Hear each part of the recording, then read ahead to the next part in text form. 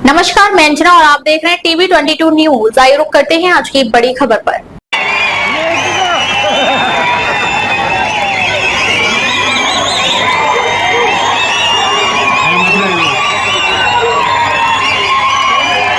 भारत माता की ವಿಜಯಪುರ ಜಿಲ್ಲೆಯ ವಿವಿಧ ಯೋಜನೆ ಮತ್ತು ಕಾಮಗಾರಿಗಳ ಉದ್ಘಾಟನೆ ಹಾಗೂ ಶಂಕುಸ್ಥಾಪನೆ ಸಮಾರಂಭದ ಉದ್ಘಾಟಕರು ಕರ್ನಾಟಕ ಗಣ ಸರ್ಕಾರದ ದಾಖಲೆಯಲ್ಲಿ ತಮ್ಮನ್ನ ಸೇರಿಸಿಕೊಂಡಂತಹ ಕರ್ನಾಟಕದ ಸನ್ಮಾನ್ಯ ಮುಖ್ಯಮಂತ್ರಿಗಳಾದಂತಹ ಸನ್ಮಾನ್ಯ ಶ್ರೀ ಸಿದ್ದರಾಮಯ್ಯ ಸಾಹೇಬ್ರೆ, ವೇದಿಕೆ ಮೇಲೆ ಉಪಸ್ಥಿತರಿರುವಂತಹ ಎಲ್ಲ ಅವರ ಸರ್ಕಾರದ ಗೌರವಾನ್ವಿತ ಸಚಿವರುಗಳೇ, ಎಲ್ಲ ಗುರುಗಳೇ, ನಮ್ಮ ಜಿಲ್ಲೆಯ ಉಸ್ತುವಾರಿ ಸಚಿವರಾದಂತಹ ಡಾಕ್ಟರ್ ಎಂ ಬಿ ಪಾಟೀಲ್ ರೇ, ವಿಜಯಪುರ ಮಹಾನಗರ ಪಾಲಿಕೆಯ ಪ್ರಥಮ ಪ್ರಜೆ ಮಹಾಪೌರರಾದಂತಹ ಶ್ರೀ ಎಂ ಎಸ್ ಕರಡಿ ಅವರೇ, ವಿಜಯಪುರ ಜಿಲ್ಲೆಯ ಎಲ್ಲ ಗೌರವಾನ್ವಿತ ವಿಧಾನಸಭೆ ಹಾಗೂ ವಿಧಾನ ಪರಿಷತ್ತಿನ ಎಲ್ಲ ಗೌರವಾನ್ವಿತ ಸದಸ್ಯಗಳೇ, ಈ ಕಾರ್ಯಕ್ರಮದಲ್ಲಿ ಭಾಗವಹಿಸಿದಂತ ಎಲ್ಲ ವಿಜಯಪುರ ಜಿಲ್ಲೆಯ ಮೂಲೆ ಮೂಲೆಯಿಂದ ಬಂದಂತ ಎಲ್ಲ ನನ್ನ ಹಿರಿಯರೇ, ಅಣ್ಣ ತಮ್ಮಂದಿರೇ, ತಾಯಂದಿರೇ, ಪತ್ರಕರ್ತರೇ, ಮುದ್ದು ಮಕ್ಕಳೇ, ಮೊದಲನೇದಾಗಿ ವೀರರಾಣಿ ಕಿತ್ತೂರು ಚೆನ್ನಮ್ಮನವರ ಮೂರ್ತಿಯನ್ನ ಉದ್ಘಾಟನೆ ಮಾಡಿ ವಿಜಯಪುರ ಬಸ್ ನಿಲ್ದಾಣಕ್ಕೆ ನಮ್ಮ ವೀರರಾಣಿ ಕಿತ್ತೂರು ಚೆನ್ನಮ್ಮನವರ ನಾಮಕರಣವನ್ನು ಮಾಡಿದಂತ ಕರ್ನಾಟಕದ ಮುಖ್ಯಮಂತ್ರಿ ಶ್ರೀ ಸಿದ್ದರಾಮಯ್ಯನವರಿಗೆ ವಿಜಯಪುರ ನಗರದ ಜನತೆ ವತಿಯಿಂದ ಹೃತ್ಪೂರ್ವಕವಾದಂತ ಅಭಿನಂದನೆಗಳನ್ನು ಸಲ್ಲಿಸ್ತೇನೆ. ಅದಕ್ಕಾಗಿ ವಿಶೇಷ ಪ್ರಯತ್ನ ಮಾಡಿದಂತ ನಮ್ಮ ಜಿಲ್ಲೆಯ ಉಸ್ತುವಾರಿ ಸಚಿವರಾದಂತ ಡಾಕ್ಟರ್ ಎಂ ಬಿ ಪಾಟೀಲ್ರಿಗೆ ಮತ್ತು ನಮ್ಮ ಸಾರಿಗೆ ಸಚಿವರಾದಂತ ಶ್ರೀ ರಾಮಲಿಂಗಾರೆಡ್ಡಿ ಅವರಿಗೆ ನಾನು ವಿಜಯಪುರ ಜಿಲ್ಲೆಯ ಜನತೆ ಪರವಾಗಿ ಹೃತ್ಪೂರ್ವಕವಾದಂತ ಕೃತಜ್ಞತೆಗಳನ್ನ ಈ ಸಂದರ್ಭದಲ್ಲಿ ಸಲ್ಲಿಸ್ತೇನೆ. ಯಾಕಂದ್ರೆ ಯಾರು ಒಳ್ಳೆ ಕೆಲಸ ಮಾಡಿರ್ತಾರೆ ಅವ್ರಿಗೆ ಅಭಿನಂದನೆಯನ್ನು ಹೇಳಬೇಕಾಗಿದ್ದು ನನ್ನ ಧರ್ಮ. ನನ್ನ ಸಂಸ್ಕಾರ ಏನ್ ಕಲಿಸಿದೆ ಅಂದ್ರೆ, ಇವತ್ತು ಸಿದ್ದರಾಮಯ್ಯನವರು ಒಳ್ಳೆ ಕೆಲಸ ಮಾಡಿದಾಗ ಸರ್ಕಾರ ಕಾರ್ಯಕ್ರಮದಲ್ಲಿ ಅವ್ರಿಗೆ ಅಭಿನಂದನೆಯನ್ನ ಗೌರವ ಕೊಡುವಂಥದ್ದು ನನ್ನ ಧರ್ಮ ಮತ್ತು ಕರ್ತವ್ಯ ಅಂತ ನಾನು ತಿಳ್ಕೊಂಡಿದ್ದೆ. ಅವಶ್ಯಕತೆ ನನಗಿಲ್ಲ ಮತ್ತು ನಾನು ಸಿದ್ದರಾಮಯ್ಯನವರ ಏಜೆಂಟ್ ಅಲ್ಲ. ಕೆಲವೊಂದು ಹೇಳ್ಕೊತಾರೆ ನನ್ನ ಮೇಲೆ ಸಿದ್ದರಾಮಯ್ಯ ಏಜೆಂಟ್. ನಾ ಎಂದೂ ಅವ್ರ ಬಳಿ ಹೋಗಿಲ್ಲ, ಮುಖ್ಯಮಂತ್ರಿ ಅಲ್ಲಿ. ಆದ್ರೆ ಒಳ್ಳೆಯದು ಮಾಡಿದಾಗ ಅವಾಗ ಕೆರೆ ತುಂಬ ಕಾರ್ಯಕ್ರಮ ಮಾಡಿದ್ರು.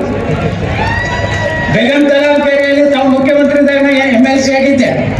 ಅವಾಗ ನಿಮ್ಗೆ ಅಭಿನಂದನೆಗಳನ್ನ ಧನ್ಯವಾದಗಳನ್ನು ನಾನು ಸಲ್ಲಿಸಿದ್ದೇನೆ. ಇವತ್ತಿಗೂ ವಿಜಯಪುರದಲ್ಲಿ ಅಕ್ಕ ಮಹಾದೇವಿ ಯೂನಿವರ್ಸಿಟಿ ಹೆಸರಿಟ್ಟಂತ ನಿಮಗೆ ಎಂ ಬಿ ಪಾಟೀಲ್ರಿಗೆ ಬಸ್ ಸ್ಟ್ಯಾಂಡ್ಗೆ ಚೆನ್ನಮ್ಮನ ಮೂರ್ತಿ ಕೊಟ್ಟವು, ಅಲ್ಲಿ ಜಾಗ ಕೊಡಿಸಿದಂತ ನಿಮಗೆ ಎಂ ಬಿ ಪಾಟೀಲ್ಗೆ ರಾಮಲಿಂಗರವರೇ ಅಭಿನಂದನೆ. ಇದಕ್ಕೆ ರೂಪಾಯಿ ಬೇಕಾಗುದಿಲ್ಲ, ಇದಕ್ಕೆ ಪುಕ್ಷ ಧನ್ಯವಾದಗಳಕ್ಕೆ ಅದ್ರ ಜೊತೆಗೆ ಇವತ್ತು ವೀರರಾಣಿ ಕಿತ್ತೂರು ಚೆನ್ನಮ್ಮನವರ ಬಗ್ಗೆ ಅವ್ರ ಇತಿಹಾಸದ ಬಗ್ಗೆ ನಮ್ಮ ಜಿಲ್ಲಾ ಉಸ್ತುವಾರಿ ಸಚಿವರು ಹೇಳಿದ್ದಾರೆ. ನಾ ಹೆಚ್ಚು ವಿವರಣೆಗೆ ಹೋಗುವುದಿಲ್ಲ. ಆದ್ರೆ ಇನ್ನೊಂದು ವಿಚಾರವನ್ನು ನಿಮ್ಗೆ ಹೇಳಬೇಕು. ಇಲ್ಲಿ ಸಂಗೊಳ್ಳಿ ರಾಯಣ್ಣ ಪೂರ್ವಜರು ಬಿಜಾಪುರ ಜಿಲ್ಲೆ ಅವರೇ. ಇದೇ ಅಂತರ್ಗಾತಿಯಲ್ಲಿ ಕಳಿತು ಹತ್ತನಿಕೆ ಅವರ ಪೂರ್ವಜರು ಅವತ್ತಿನ ಕಾಲನೂ ಅನಿವಾರ್ಯವಾಗಿ ನಮ್ಮ ಬಿಜಾಪುರ ಅಂದ್ರೆ ಬರಗಾಲ ಇತ್ತು. ಬರಗಾಲ ನಾಡಿದ್ದಾಗ ಆ ಸಂಗೊಳ್ಳಿ ರಾಯಣ್ಣನ ಪೂರ್ವಜರು ಸಂಗೊಳ್ಳಿ ಹೋಗಿ ಅಲ್ಲಿ ವಾಸ ಮಾಡಿದ್ರು. ಹಿಂಗಾಗಿ ಸಂಗೊಳ್ಳಿ ರಾಯಣ್ಣ ಭೂಮಿನೂ ಬಿಜಾಪುರದೇ ಅನ್ನುವಂಥದ್ದು ನಾವೆಂದು ನೆನಪಾಗಕ್ಕೆ ಸಾಧ್ಯ ಇಲ್ಲ. ತಾಯಿ ಮಗನ ಸಂಬಂಧ ಬರೇ ವೀರರಾಣಿ ಕಿತ್ತೂರು ಚೆನ್ನಮ್ಮ ಅಥವಾ ಸಂಗೊಳ್ಳಿ ರಾಯಣ್ಣ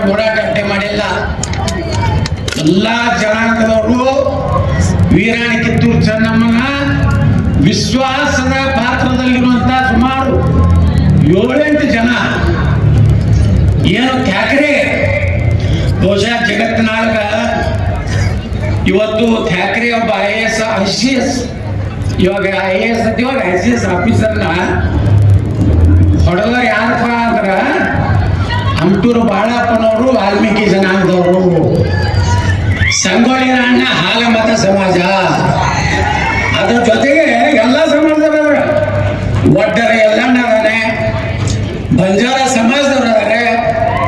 ಅದ್ರ ಜೊತೆಗೆ ನೋಡಿ ಸಂಗೊಳ್ಳಿ ರಾಯಣ್ಣ ಎಷ್ಟು ಪುಣ್ಯಾತ್ಮ ಅಂದ್ರೆ ನಮ್ದು ಕಾರ್ಖಾನೆಯ ಒಂದು ಕಷ್ಟದಲ್ಲಿದ್ದಾಗ ನಾನು ಮಾನ್ಯ ಮುಖ್ಯಮಂತ್ರಿಗಳು ಇಲ್ಲಿ ಇದ್ದಾರೆ, ನಾನು ಬೆಳಗಾವಿ ಅಧಿವೇಶನ ಹೋದ ವರ್ಷ ಮುಗಿಸ್ಕೊಂಡು ಸಂಗೊಳ್ಳಿ ರಾಯಣ್ಣನ ಒಂದು ಪವಿತ್ರವಾದಂತ ಗಲ್ಲಿಗೆಸಂತ ಸ್ಥಳಕ್ಕೆ ಹೋಗ್ಬೇಕಂತ ನಾವು ಹೋದೆ. ನನಗೆ ಆಶ್ಚರ್ಯ ಆಗಿದೆ, ಆ ಪವಾಡ ಪುರುಷ ಸುಪ್ರೀಂ ಕೋರ್ಟ್ನಲ್ಲಿ ನನ್ನ ಕಾರ್ಖಾನೆ ಕೇಸ್ ಇನ್ನ ಸಂಗೊಳ್ಳಿ ರಾಯಣ್ಣನ ಒಂದು ಪವಿತ್ರ ಭೂಮಿಯ ಒಳಗೆ ಕಾಲಿಟ್ಟೈತೆ, ಸುಪ್ರೀಂ ಕೋರ್ಟ್ನಲ್ಲಿ ನಾವು ಗೆಲ್ಲುವಂತ ಒಂದು ಆದೇಶ ಆಯಿತು. ನಾನು ಮಾದಪ್ಪ ಸಾಹೇಬ್ರನ್ನಾಗಿ ಮಾತಾಡ್ತಾ ಇದ್ದೀವಿ. ಈ ಒಂದಿನ ಹೋರಾಟಗಾರರು ಸ್ವಾರ್ಥಕ್ಕಾಗಿ ಎಂದು ಹೋರಾಟ ಮಾಡಲಿಲ್ಲ, ಕುರ್ಚಿಗಾಗಿ ಹೋರಾಟ ಮಾಡಲಿಲ್ಲ. ಇವತ್ತು ವೀರರಾಣಿ ಕಿತ್ತೂರು ಚೆನ್ನಮ್ಮನೊಳಗೆ ಗಟ್ಟಿ ನಿಂತಿರ್ಬೇಕಾದ್ರೆ ಸಂಗೊಳ್ಳಿ ರಾಯಣ್ಣ, ಅಂಟೂರು ಬಾಳಪ್ಪ, ದೊಡ್ಡರ ಎಲ್ಲಣ್ಣ ಇವರೆಲ್ಲ ರೊಕ್ಕಕ್ಕಾಗಿ ನಿಲ್ಲಲಿಲ್ಲ, ಈ ದೇಶದ ಸ್ವಾತಂತ್ರ್ಯಕ್ಕಾಗಿ ಹೋರಾಟ ಮಾಡಂತ ಪುಣ್ಯಾತ್ಮರು. ನಾವು ಬರೀ ವೀರರಾಣಿ ಕಿತ್ತೂರು ಚೆನ್ನಮ್ಮ ಒಂದು ಜಾತಿಗೆ ಹೋಲಿಸ್ತೀವಿ ಅಲ್ಲ. 1857ಕ್ಕಿಂತ ಮುಂಚೆ ಭಾರತದಲ್ಲಿ ಒಬ್ಬ ಮಹಿಳಾ ಸ್ವಾತಂತ್ರ್ಯ ಹೋರಾಟಗಾರ ಯಾರಪ್ಪ ಅಂದ್ರೆ ಅದು ವೀರರಾಣಿ ಕಿತ್ತೂರು ಚೆನ್ನಮ್ಮ, ಕ್ರಾಂತಿವೀರ ಸಂಗೊಳ್ಳಿ ರಾಯಣ್ಣ. ಈಗ ಇಷ್ಟಕ್ಕೆ ಸಾಕಲ್ಲ, ಇನ್ನು ಮುಂದೆ ನಮಗೇನ್ ಬೇಕು ನೋಡ್ರಿ. ಸಂಗೊಳ್ಳಿ ರಾಯಣ್ಣವ್ರ ಗಲ್ಲಿಗೇರಿಸದಂತವೆಲ್ಲ ಮಾತಾಡ್ತೀವಿ, ಆದ್ರೆ ಅವ್ರ ಕೂಡ 7 ಮಂದಿ ಗಲ್ಲಿಗೇರಿಸಿದ್ರು. ಎಲ್ಲ ಜನಾಂಗದವ್ರು 7 ಮಂದಿ ಪ್ರಾಣ ಕೊಟ್ಟರು. ನಗನಗತ ಹೆಂಗ ಭಗತ್ ಸಿಂಗ್ ಈ ದೇಶಕ್ಕೆ ನಗನಗತ ತನ್ನ ಗಲ್ಲಿಗೇರಿಸುವಂತ ಕಾಲದಲ್ಲಿ ನಗೋತ ಪ್ರಾಣ ಕೊಟ್ಟ, ಹಂಗ ಸಂಗೊಳ್ಳಿ ರಾಯಣ್ಣ ಜೊತೆಗೆ ಸಂಗೊಳ್ಳಿಯ ರಾಯಣ್ಣ ರೋಗಣ್ಣವ್ರು, ಇವರು ಸಂಗೊಳ್ಳಿ ರಾಯಣ್ಣ ರೋಗಣ್ಣವ್ರ ಅಡ್ಡ ಹೆಸರು. ಬಾಳು ನಾಯಕ್, ಮಲ್ಲ ನಾಯಕ್ ವಾಲ್ಮೀಕಿ ಜನಾಂಗದವ್ರು, ಬಸಲಿಂಗಪ್ಪ ಹನವರಟ್ಟಿ, ಕರಬಸಪ್ಪ ಬೆಳವಡಿ, ಭೀಮಾ ಜಿಡ್ಡಿಮನಿ ಹೊಗರ್ತಿ, ಕೆಂಚಪ್ಪ ಸಂಗ್ರೇಶ್ವರ್, ಅಪ್ಪೋಜಿ ನಾಯಕ ಸುತ್ತಗಟ್ಟಿ. ಇವರಿಗೆ 7 ಮಂದಿಗೆ ಒಂದೇ ದಿವಸ ಸಾರ್ವಜನಿಕವಾಗಿ ಗಲ್ಲಿಗೇರಿಸಿದ್ರು, ಜೀವಾವಧಿಗೆ ಶಿಕ್ಷೆಗೊಳಗಾದಂಥವ್ರು. ರುದ್ರಾ ನಾಯಕ್, ನೀಲಾ ನಾಯಕ್ ಬೆಳವಡಿ, ಎಲ್ಲಾ ನಾಯಕ್ ಬೆಳವಡಿ, ಅಪ್ಪುಮಣಿ ತಿಗೊಳ್ಳಿ, ರಾಣೋಜಿ ಕೊಂಡ ಮಜ್ಜಿಗವಾಡ, ಕೋನೇರಿ ತೋಪಿನಕಟ್ಟಿ, ನೇಮಣ್ಣ ಕೊಡಚೊಗಳ. ನೋಡ್ರಿ, ಅವ್ರು ಯಾರು ಹೆಸರು ಇಲ್ಲ, ಅವ್ರದ್ದು ಎಲ್ಲಿ ಫೋಟೋ ಇಲ್ಲ, ಆದ್ರೂ ನಾವೆಲ್ಲ ಇವತ್ತು ನೆಮ್ಮದಿಯಿಂದ ಈ ದೇಶನಾಗ ಇರ್ಬೇಕಾದ್ರೆ ಅಂತ ಪುಣ್ಯಾತ್ಮನ ಪಾದ ಕಮಲಗಳಿಗೆ ನಾನು ನಮಸ್ಕಾರ ಮಾಡಿ ಇವತ್ತು ಈ ಕಾರ್ಯಕ್ರಮ ಸರ್ಕಾರ ಕಾರ್ಯಕ್ರಮ, ಇಲ್ಲೇನೋ ಟೀಕೆ ಟಿಪ್ಪಣಿ ಇರುವುದಿಲ್ಲ. ನಮ್ಮ ಮಾಧ್ಯಮದವ್ರು ಹೇಳ್ತಾರೆ ಯತ್ನಾಳ ಬಹಳ ಸಭ್ಯ ಮಾತುಗಳನ್ನು ಮಾತನಾಡಿದ್ರು. ಅದಕ್ಕೆ ನಾವು ಮಾನ್ಯ ಮುಖ್ಯಮಂತ್ರಿಗಳಿಗೆ ವಿನಂತಿ ಮಾಡ್ಬೋದಂದ್ರೆ, ನಮ್ಮ ವಿಜಯಪುರ ನಗರಕ್ಕೆ ಇವತ್ತು ಸುಮಾರು 160 ಕೋಟಿ ರೂಪಾಯಿ ಒಂದು ಫ್ಲೈಓವರ್ ಆಗಬೇಕಾಗಿದೆ. ಅದು ಸಂತ ಕನಕದಾಸ ಸರ್ಕಲ್ ಬಾಬಾ ಸಾಹೇಬ್ ಅಂಬೇಡ್ಕರ್ ಅವರ ಮಾರ್ಗದಿಂದ ಛತ್ರಪತಿ ಶಿವಾಜಿ ಮಾರ್ಗದವರೆಗೆ 160 ಕೋಟಿ ರೂಪಾಯಿ ಒಂದು ಫ್ಲೈಓವರ್ ತಾವು ಮಂಜೂರು ಮಾಡಬೇಕಂತ ನಾವು ವಿನಂತಿ ಮಾಡ್ಕೊತೀವಿ. ಅದರ ಜೊತೆಗೆ ನಾನು ಇನ್ನೊಂದು 32 ಕೋಟಿ ರೂಪಾಯಿ ಮನೆ ವಿಧಾನಸಭೆಯಲ್ಲಿ ವಿನಂತಿ ಮಾಡ್ಕೊಂಡೇನೆ. ಜೋರಾಪುರ ಪೇಟೆಯಲ್ಲಿ ಏನು ಪರಿಹಾರ ಕೊಡ್ಬೇಕಾಗಿ ಕೊಟ್ರೆ ಈ ಬಾಬಾ ಸಾಹೇಬ್ ಅಂಬೇಡ್ಕರ್ ಮಾಗ ಬಹಳ ದೊಡ್ಡದಾದಂತ ಒಂದು ರಸ್ತೆ, ಅದಕ್ಕೆ ಜನರಿಗೆ ಪರಿಹಾರ ಕೊಡ್ಬೇಕಂತೇಳಿ ನಾನು ಈಗಾಗಲೇ ಮಾನ್ಯ ಸುರೇಶ್ ಅವರು ಅದು ವಿನಂತಿ ಮಾಡ್ಕೊಂಡಿದ್ದೀನಿ. ಇವತ್ತು ನಮ್ಮ ಮುಖ್ಯಮಂತ್ರಿಗಳೇ ಅರ್ಥಮಂತ್ರಿ ಇರೋದ್ರಿಂದ ಮಂಜೂರು ಮಾಡ್ಬೇಕನ್ನುವಂಥದ್ದು. ಅದೇ ರೀತಿ ಈಗಾಗಲೇ ದ್ರಾಕ್ಷ ಮಂಡಳಿಗೆ ಮಾನ್ಯ ವಿಧಾನಸಭೆಯಲ್ಲಿ ಮುಖ್ಯಮಂತ್ರಿಗಳು ಹೇಳಿದ್ದಾರೆ 100 ಕೋಟಿ ಕೊಡ್ತೀನಿ ಅಂತ ಹಿಂದಿನ ಬೆಳಗಾವಿ ಸಂದ ಹೇಳಿದ್ರು. ನಾನು ಹೇಳಿದ್ರು ಬರೀ 10 ಕೋಟಿ, ಎಷ್ಟು ಬೇಕಾದ ಕೊಡ್ಲಿಕ್ಕೆ ನಾವು ರೆಡಿ ಮಿಸ್ಟರ್ ಅಂತ ಹೇಳಿದ್ದಾರೆ.